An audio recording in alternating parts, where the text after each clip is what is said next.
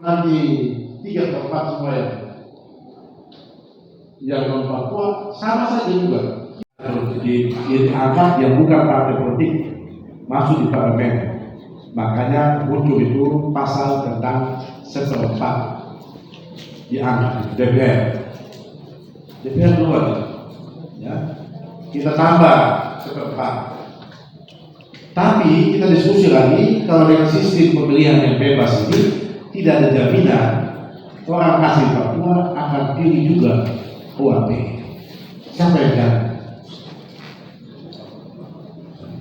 Siapa yang bisa jamin bahwa entitas ya, kalau dalam bahasa politik itu satu komunitas ya, nanti satu kultur atau bisa juga satu agama atau satu sejarah, itu biasa disebut dengan entitas ya, entitas politik itu kelompok kepentingan.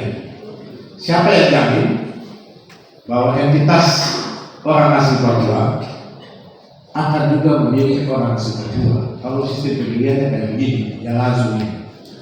Siapa yang tahu? Dia masuk dalam diri itu, siapa yang tahu? Dia keluar biasa sudah dikawal, dia dikawal dalam daerah dalam sana. Tidak bisa dijamin bahwa kita harus memastikan bahwa kultur kita ini tidak sirna, tidak hilang. Diskusi akhirnya kalau itu kita butuh ada satu orang yang harus ambil khusus wakil saja. Tidak ada yang lain yang dimasukkan di situ. Jadi kalau ada satu saat dari DPR semua berdarah juga, masih ada yang bisa melindungi hak-hak orang asli. Sampai kiamat kalau masih ada yang tertib, harusnya ada yang bertanggung jawab untuk melindungi hak-hak warga. Itulah majelis rakyat Papua. Muncul jadi itu ketiga, alternatif kedua. Alternatif pertama tadi tambah kursi, tapi kita masih ragu lagi walaupun tambah kursi juga dari satu saat mungkin seperempat tidak punya, tapi 3/4 orang punya. Makanya supaya tidak terganggu sampai kapanpun, selama masih ada majelis rakyat Papua, harusnya hak-hak KP tetap harus bisa terlindungi melalui majelis rakyat Papua. Makanya berjalan itu yang namanya majelis rakyat Papua.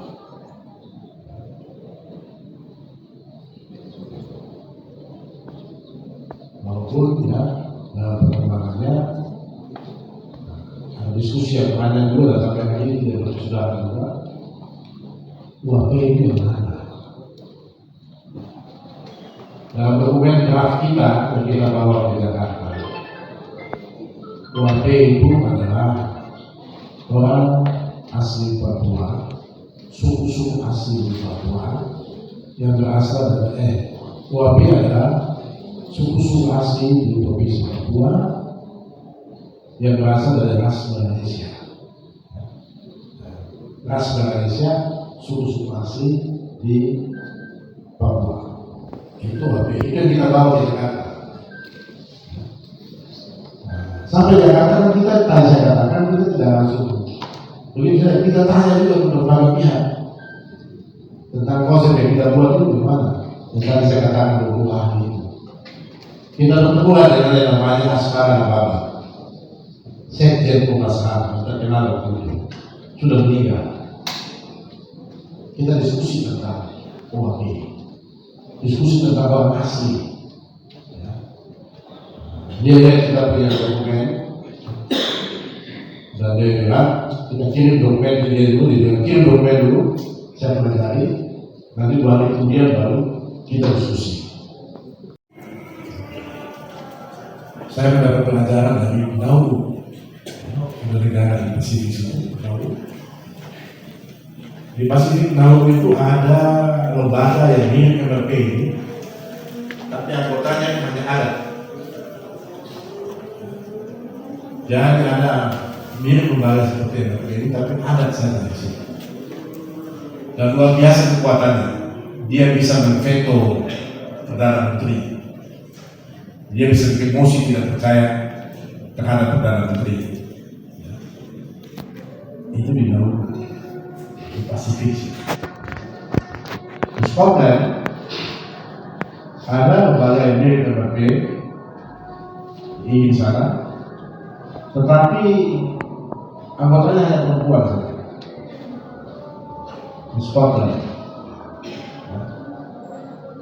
Nanti Pak Sekis ya, beberapa tahun ke depan kalau ada rencana-rencana studi lagi sedikit ya bisa mulai berpikir.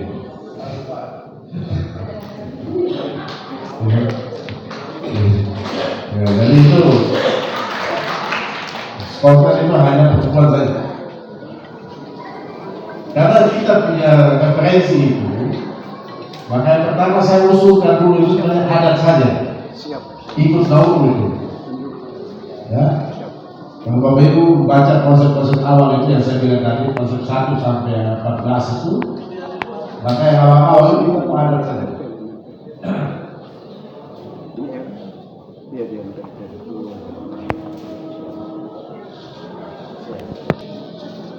Kemudian perempuan mama protes, mama Papua bahaya. Ya, kita sampai tidak bisa jalan, ada kaki di tanah.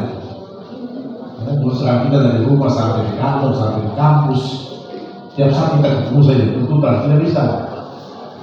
Memang kamu lahir dari ruang baku kan, tapi masuk-masuk keluar. Ini selama ini juga kamu tidak ada penghargaan terhadap perempuan. Di adat kami tidak dapat tempat. Ini kejadian waktu awal. Mama protes. Di adat kami tidak dapat tempat. Terus di pemerintahan kami juga tidak dikasih tempat. Bila 30% di DPR itu kosong saja, tidak pernah juga terwujud. Daripada kita dibandingkan mama terus, sudah kita tambah perempuan. Jadi berkembang kedua saja. Yang pertama ada, yang kedua tidak dua. Karena perempuan masuk toko-toko agama datang kamu kami. Kalau kosong saja, kami bilang itu daerah ini ditopang oleh 3 kekuatan. Ada agama dan pemerintah. Ada dulu agama masuk, berkait pemerintah masuk. Tapi sekarang kamu abaikan agama. Kami tidak mau nanti kalau ada yang beribu, kamu kasih kami jadi mereka. Ada apa di masyarakat yang beribu itu? Daripada pusing-pusing sudah kapan yang sudah itu. Jadi kita berpikir-pikir kan. Data minta yang beribu sudah, daripada yang beribu terus tidak selesai sudah tambah. Jadi ada 3 ini. Persetujuan terhadap Raperdasus, rancangan peraturan daerah khusus. Apa itu peraturan daerah khusus? Yaitu peraturan yang dibuat dalam rangka melaksanakan undang-undang otsus itu.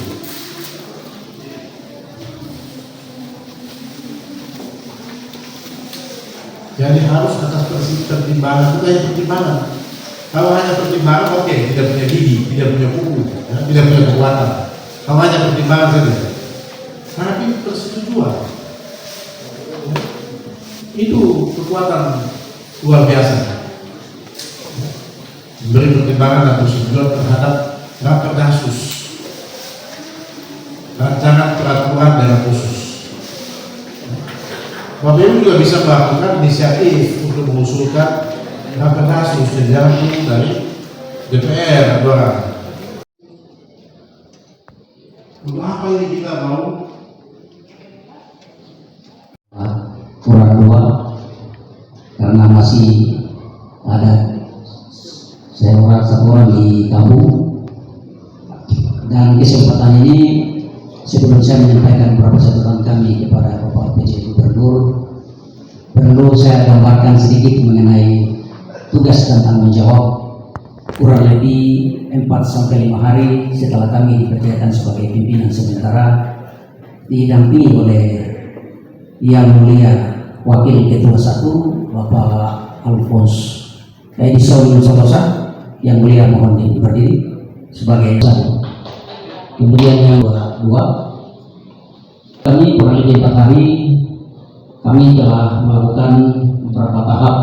Yang pertama, kami mengikuti sedikit pembekalan peningkatan kapasitas bagi kami semua, sampai kepada tahap terakhir kami sudah melakukan pemilihan pimpinan terpilih. Oleh karena itu, pada kesempatan ini juga saya mempersilakan pimpinan terpilih yang mulia Pak Alphonse Kamalu untuk boleh Wakil Ketua 2. Kurang lebih 4-5 hari ini ada sedikit korek api yang muncul, tapi kami ada air yang bisa padam, dan harmonisasi itu sudah terbangun sampai hari ini. Oleh sebab itu, apa yang menjadi harapan Pak Gubernur tadi, bahwa mudah-mudahan ke depan MRPBD Provinsi Papua Barat Daya menjadi yang terbaik. Nah, ini menjadi harapan kami. Untuk itu selanjutnya tidak terlalu menunggu lama. Pada kesempatan ini kami mohon kepada Bapak Gubernur bahwa pimpinan terpilih sudah ada, tinggal Bapak lantik saja. Kami mohon untuk tahapan selanjutnya Bapak bisa lantik, sehingga apa yang menjadi tugas fungsi ke depan bisa secara optimal bisa dijalankan dengan baik. Kemudian dalam beberapa yang pertama, setelah kami melihat situasi sarana hidupnya ada, teman-teman bersepakat mengusulkan kepada Bapak Gubernur jika berkenan, kalau bisa hanya 2 OPD NRB dengan sekretaris saja yang ada di itu catatan pertama. Yang kedua,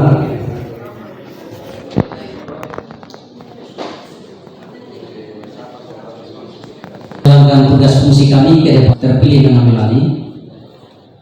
33 anggota mengharapkan dukungan penuh dari Bapak PJ Gubernur untuk mendukung kami dalam melaksanakan tugas yang mulia ini. Yang ketiga, kemarin kami baru peningkatan kapasitas hanya 3 hari, tapi hanya di dalam kota. Jika Bapak berkenan, mungkin peningkatan kapasitas ini kami bisa keluar sedikit untuk sebelum kami jalan dengan tugas ini, mesti ada peningkatan kapasitas bagi 33 anggota. Dan rumah tangga kami telah diatur oleh Bapak PLT Sekretaris MRP. Kalau bisa jangan jadi PLT saja, tapi definitif supaya optimal.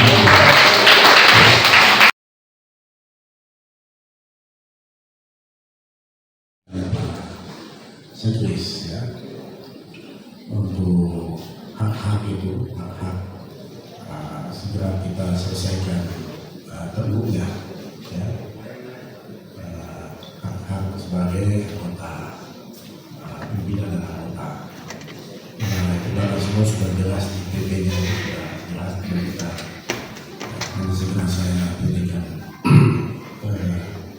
Nanti Pak Sari ya, ingatkan Pak ini Ibu Kawal Hukum ya, supaya kita dengan bahasa Indonesia untuk segera diselesaikan. Kemudian yang kedua, masalah tempat ya, saya pribadi setuju juga begitu ya. Nanti kita di AP itu masih ada kosong ya, di kesehatan kan masih kosong-kosong lain, nanti kita lihat di situ rumah sakit ya, kita rumah sakit itu supaya bersosial sama keswa di sini ya. Nah, kemudian yang ketiga terkait dengan workshop ya, atau apa istilahnya tadi itu, untuk pembekalannya tugas ya, saya sampaikan tadi ya, ini jadi memang kita ini keterbatasan anggaran kita itu karena belum ada juga penyerahan P3D dari provinsi ini. Jadi mungkin satu-satunya provinsi yang tidak ada PAD-nya, APBD-nya itu baru kita. Yang memang belum ada penyerahan. Walaupun ada uangnya, tapi kalau resmi diserahkan tidak bisa dipakai. Dan nanti kita lihat kalau sesuai kesepakatan saya dan PJ Papua Barat, ya, itu tanggal 15 ini kita mau penyerahan. Mudah-mudahan kalau itu bisa terjadi, ya, kita menjadi perhatian kita. Tapi saya setuju belajar itu penting. Jangan kita so tahu, ya, ada orang sudah tersepi gitu lagi. Tapi belajar penting. Belajar itu sampai kita mati, tidak boleh berhenti belajar. Ya. Jadi makanya di ini di provinsi juga saya sudah belajar semua. Ya. Jangan S1 kalau lanjut S2, S2 lanjut S3. Ya. Itu sudah mulai juga. Ya, jadi kita punya tanggung jawab untuk rakyat kita bisa meningkatkan kapasitasnya, kemampuannya. Tapi jangan juga lupa terhadap kita punya juga. Ya. Saya di Papua pernah diprotes sama BPK.